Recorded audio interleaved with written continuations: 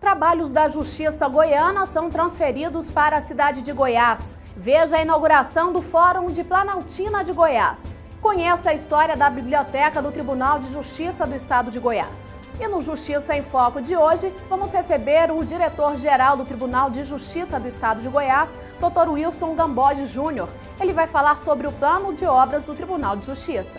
Esses são os destaques do Agenda Judiciária de hoje, sua revista eletrônica semanal da Justiça Goiana, que está começando agora.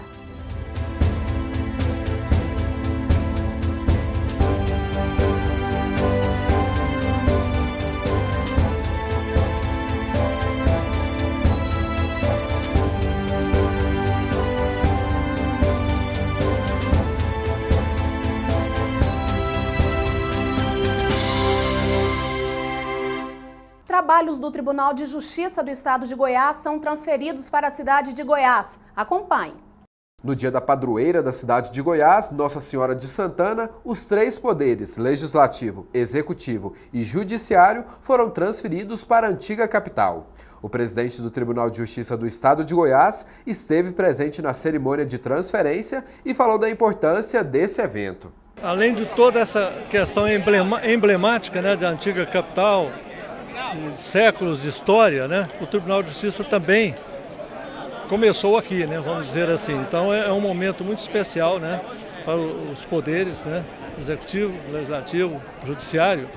Então nós viemos, não só simbolicamente, mas como se fôssemos cultuar, reverenciar a memória dos antigos magistrados, toda a tradição dos poderes governamentais aqui ao longo dos anos. Durante a solenidade, o desembargador Ney Teles de Paula aproveitou para falar dos projetos futuros.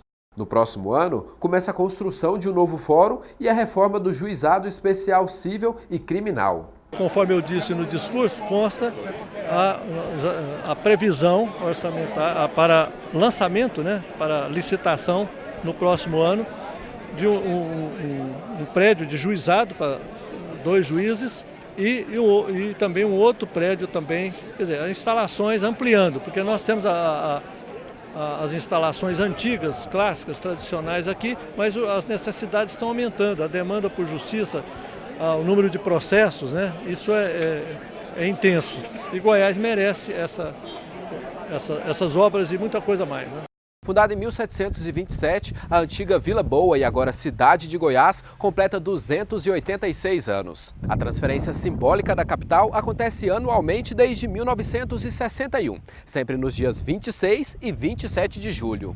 E é aqui, da cidade Patrimônio Cultural da Humanidade, que os 3 poderes estaduais realizam as atividades.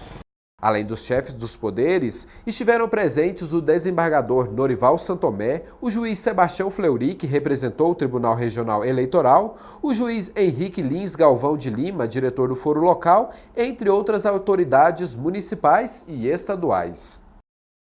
Planaltina de Goiás foi a primeira comarca a receber um novo fórum na atual gestão do Tribunal de Justiça. Acompanhe. Planaltina, localizada na região do entorno de Brasília, foi a primeira cidade a receber o novo fórum na gestão do atual presidente, desembargador Ney Teles de Paula. Essa é a última comarca da região do entorno que ainda não contava com um novo prédio. Ao todo, são mais de 4 mil metros quadrados de área construída. O investimento ultrapassa 7 milhões de reais. O novo Fórum de Planaltina vai receber 5 varas e um juizado. Ao lado do vice-governador do estado, José Eliton, o presidente do Tribunal de Justiça de Goiás fez a inauguração do novo prédio da Justiça no município. A sistemática jurídica brasileira premia a tripartição dos poderes, onde o Poder Judiciário cabe o papel de pacificar as relações sociais, as relações contratuais na sociedade. O Poder Judiciário, quando ele instala novas sedes, ele dá melhores condições aos juízes, aos serventuários da Justiça, aos advogados, para exercerem a sua atividade, que é nada mais, nada menos do que fornecer ao cidadão justiça na sua plenitude. Então, na medida em que o Poder Judiciário vai se instalando com mais força em todos os municípios e todas as comarcas do estado de Goiás, o cidadão recebe justiça e com isso nós temos a consolidação de um Estado democrático de direito com cidadania plena a cada cidadão do estado. Durante o discurso, o desembargador Ney Teles de Paula fez questão de destacar outros fóruns que devem ser reformados ainda nesta gestão. Para 2014, a expectativa é inaugurar uma reforma por semana. O primeiro fórum, emblematicamente, positivamente, é esse aqui, dessa nossa gestão. Está sendo inaugurado hoje um grande prédio que não precisamos mais ressaltar. Todos os oradores aqui disseram coisas assim, reconhecendo a grandeza desse momento. E nós temos outros 6 ou 7 fóruns em andamento. Retomamos também há algum tempo a construção do fórum de Morrinhos, que houve algum problema lá também, mas que possivelmente dentro de 2 ou 3 meses estaremos inaugurando na comarca de Morrinhos, um belo edifício de fórum também. O antigo Fórum da cidade existe desde a construção de Brasília.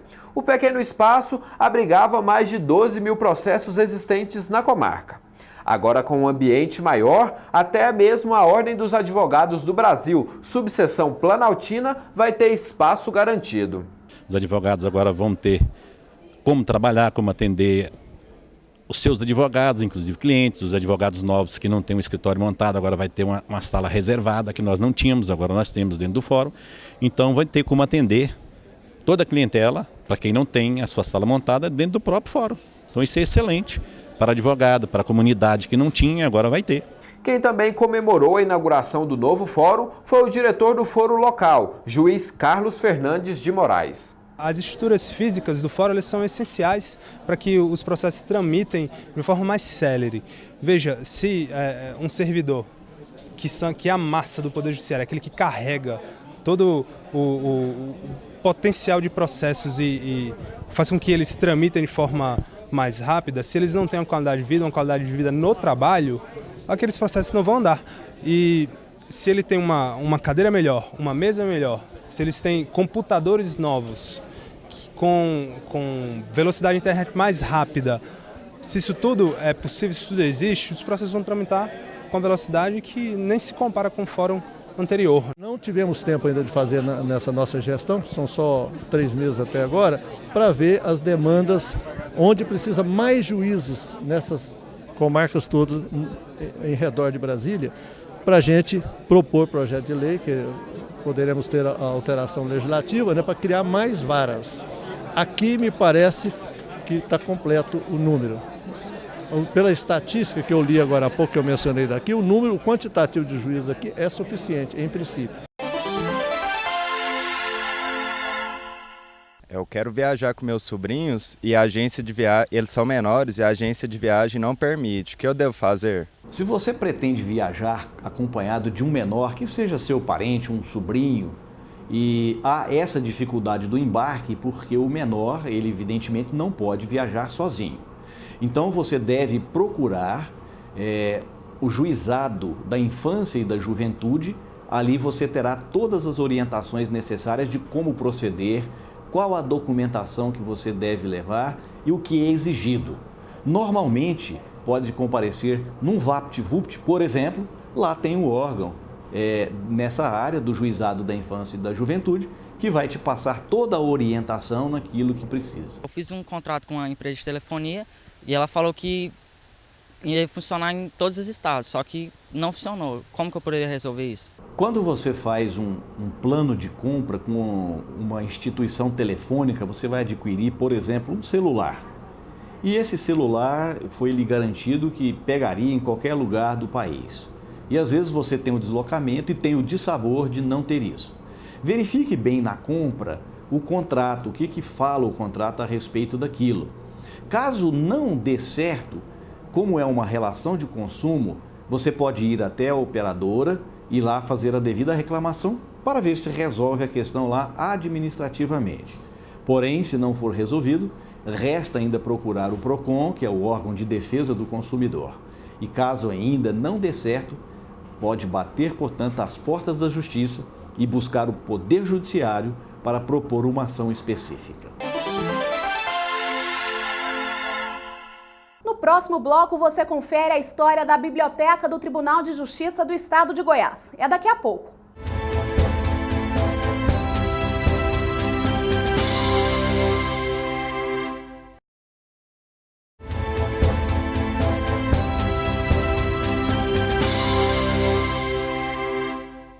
Agora você vai acompanhar um pouco da história da Biblioteca do Tribunal de Justiça do Estado de Goiás.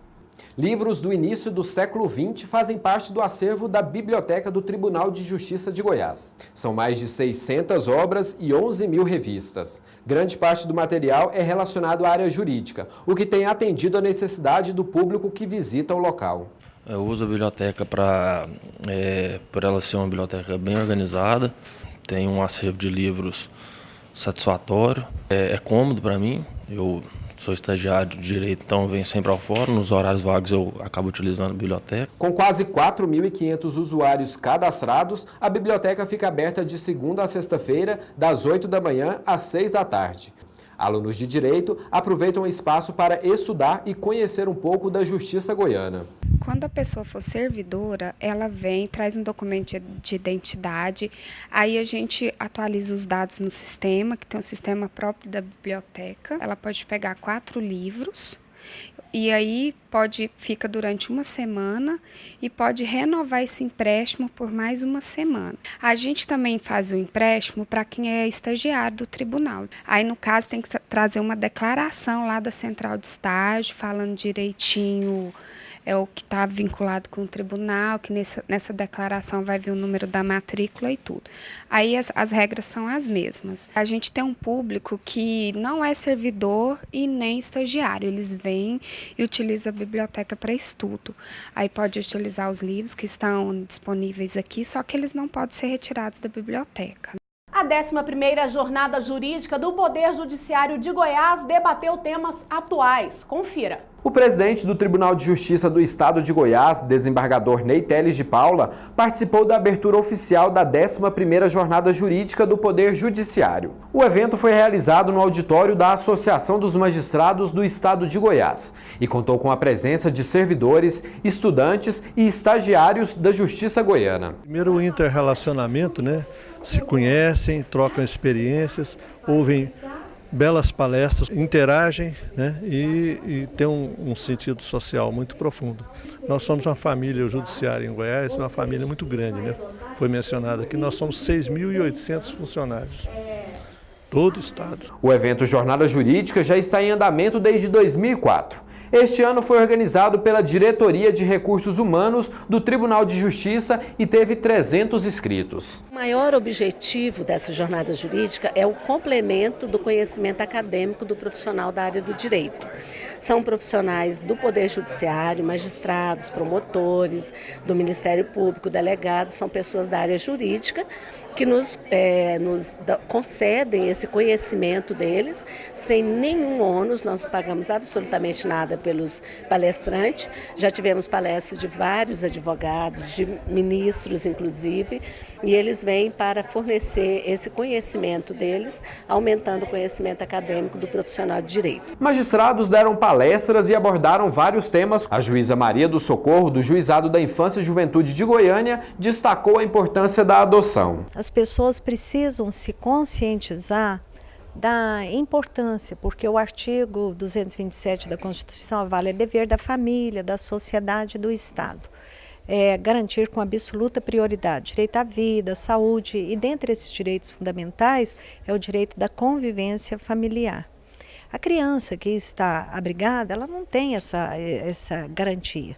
Nós precisamos sim termos essa consciência de que se não podemos e nem temos essa intenção de adotar, que pelo menos nós possamos integrar os programas como o Anjo da Guarda, que tem 3 modalidades de padrinhos, o padrinho prestador de serviço, o padrinho provedor, que é aquele que colabora financeiramente, e aquele padrinho efetivo, que é aquele que leva a criança numa data ou um final de semana. Outro tema discutido foi o tráfico de pessoas, que foi ministrado pelo juiz Rinaldo Aparecido Barros. Nós entendemos, no trabalho que nós temos desenvolvido aqui no Tribunal de Justiça de Goiás e também no Conselho Nacional de Justiça, que há 2 grandes problemas a serem enfrentados atualmente na questão do combate ao tráfico de pessoas. Primeiro é a conscientização da população e também dos operadores do direito, e segundo, a questão da impunidade. Então nós vamos tratar dessas 2 questões e vamos falar desse trabalho, desse novo trabalho que tem sido feito pelo Poder Judiciário brasileiro, passando de ser um mero espectador para ser um agente de transformação social e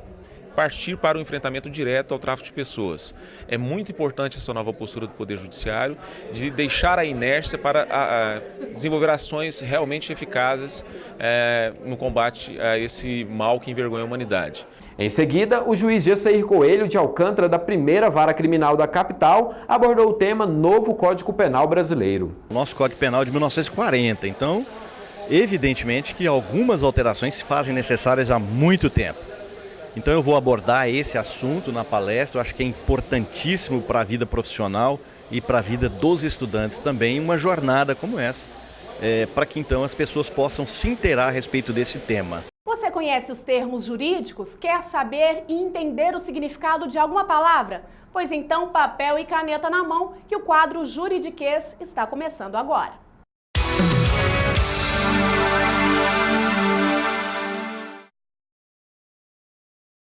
Usura é um termo também do Código Civil, que é a pessoa que empresta dinheiro cobrando juros sem ter permissão legal para tal, ou cobra juros exorbitantes. Então, usurário é a pessoa que usa essa prática. Lembrando que essa prática é ilegal. As únicas instituições que são autorizadas a cobrar juros são as instituições bancárias regularmente inscritas junto ao Banco Central do Brasil. Não é elixir nem xarope para gripe. Remédio heróico é, tradicionalmente, historicamente, fala-se a respeito do habeas corpus. Habeas corpus é uma medida constitucional que o advogado propõe para liberar o seu cliente de uma prisão aparentemente ilegal. Se o delegado ou mesmo o juiz fundamentou de uma forma que aparenta que a ordem de prisão é ilegal, aí fala-se que impetra o remédio heróico. Por que heróico? Porque vai buscar, num grau superior de jurisdição, a anulação e a colocação daquela pessoa que foi presa por uma autoridade inferior em liberdade. É o habeas corpus, então, ou remédio heróico.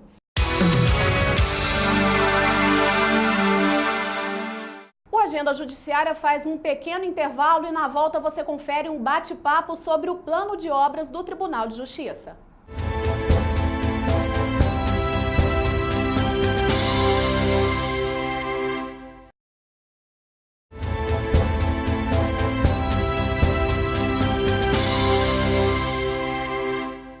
No Justiça em Foco de hoje, estamos recebendo aqui em nossos estúdios o diretor-geral do Tribunal de Justiça do Estado de Goiás, Dr. Wilson Gambotti Júnior. Ele vai falar conosco sobre o plano de obras do Tribunal. Olá, doutor, seja bem-vindo.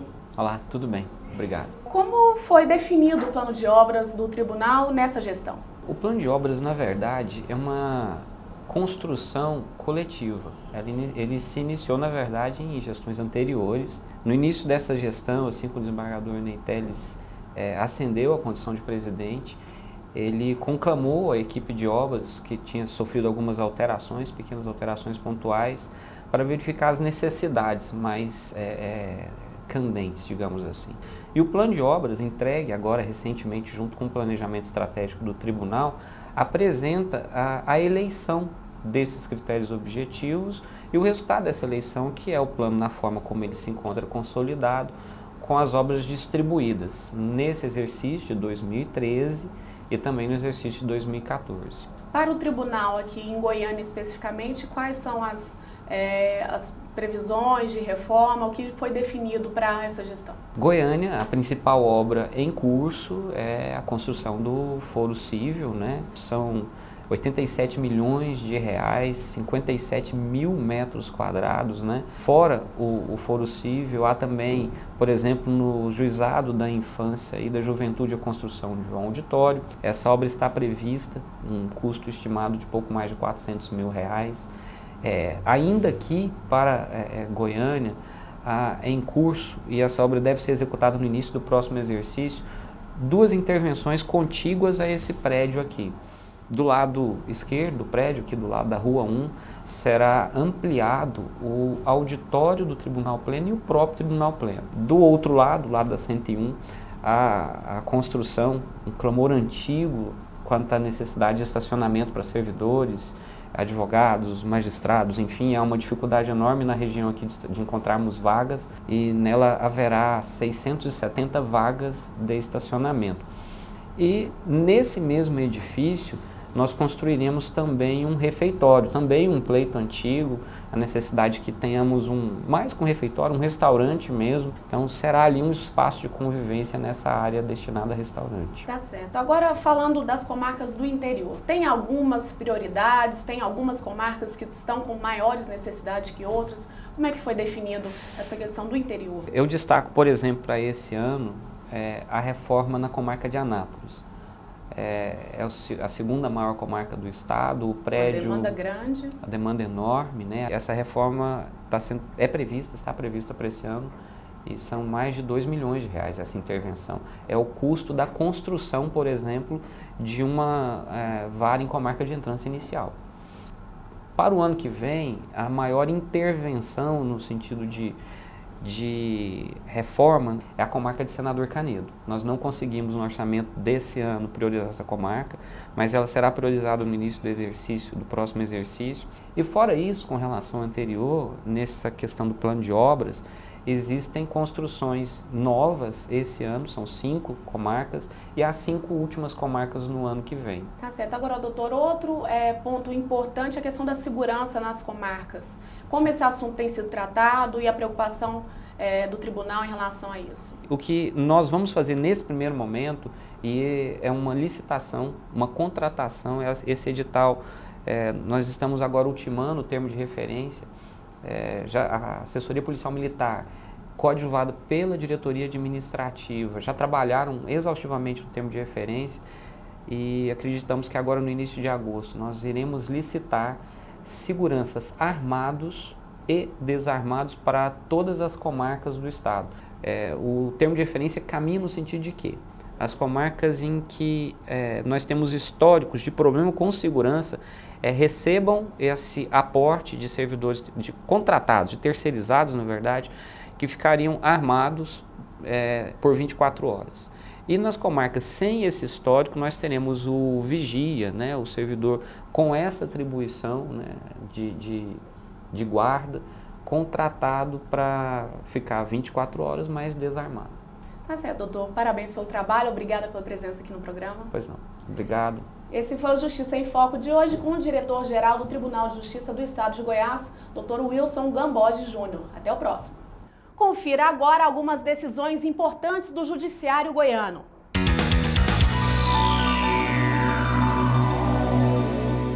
Motel terá de pagar direitos autorais por conteúdos audiovisuais. A 6ª Câmara Civil do Tribunal de Justiça do Estado de Goiás, por unanimidade de votos, reformou parcialmente sentença que determinou um motel ao pagamento de direitos autorais pela veiculação de material audiovisual em seus quartos.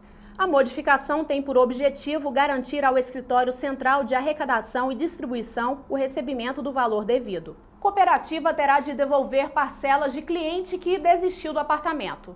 Em decisão monocrática, o desembargador Wilson Fayad, relator em substituição, manteve decisão da comarca de Aparecida de Goiânia, determinando a imediata devolução dos valores investidos por um homem referente à compra de um apartamento junto a uma cooperativa. Estado terá de indenizar doadora de sangue por diagnóstico errado de HIV.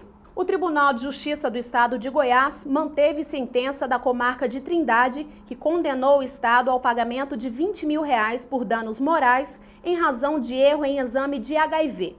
A decisão foi tomada em apelação civil e é da 2ª Câmara Civil do Tribunal de Justiça de Goiás, que seguiu a unanimidade de votos do relator, desembargador Leobino Valente Chaves. Acompanhe a agenda da próxima semana. Dia 7 de agosto será lançado o livro Manual de Direito Civil, às 19h30, no Salão Nobre da Corte Especial do Tribunal de Justiça do Estado de Goiás. Chegou a hora de homenagear juízes e desembargadores do Tribunal de Justiça do Estado de Goiás, que fazem aniversário na próxima semana. Fernando Moreira Gonçalves, dia 3, comarca de Goiânia. José Ricardo Marcos Machado, dia 5, comarca de Goiânia. Norival de Castro Santomé, dia 6, desembargador. José Proto de Oliveira, dia 7, comarca de Goiânia. Sérgio Divino Carvalho, também dia 7, comarca de Goiânia. Fábio Cristóvão de Campos Faria, dia 8, juiz substituto em 2º grau. Chega ao fim mais uma edição do Agenda Judiciária. Obrigada pela sua companhia, uma ótima semana a todos e até o próximo programa.